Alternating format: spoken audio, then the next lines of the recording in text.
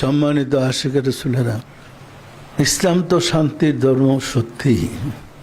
তো শান্তির ইসলাম দেহ দ্বারা, আত্মার দ্বারা, রুহের দ্বারা, অন্তর দ্বারা শান্তি পাওয়া যায়।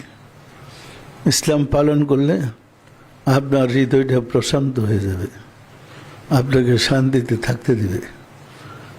কোনো টেনশন আপনাকে বিভ্রান্তিতে ফেলাতে পারবে না। সুতরাং শান্তির ইসলাম তো আপনার আত্মার মধ্যে। এই শান্তিটা তো আত্মা থেকে আসে। আর আত্মাটা শান্তিটা জানতে হলে শান্তির চরিত্রের ব্যক্তির কাছে যেতে হয়। তো নবীগণ রাসূলগণ মানুষকে, যারা মূর্তি পূজা করত, যারা মানুষ বলে দিত, এদেরকে শান্তির চরিত্রটা শিক্ষা দিয়েছেন। এই শান্তির চরিত্র লাভ করছে পরেই তখন ইসলামের শান্তিটা তারা বাস্তবে পাইছে। সুন্দর চরিত্র ছাড়া সুন্দর ধর্ম পাওয়া যায় না।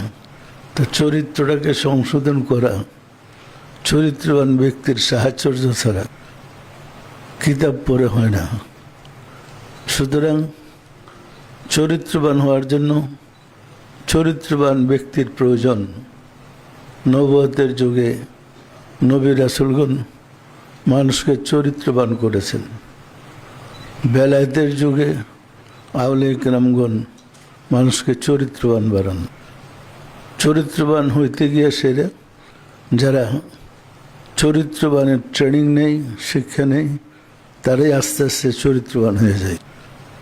চরিত্রবান নিজের দোষ ত্রুটি দূর করতে না পারলে সে চরিত্রবান হবে কিভাবে?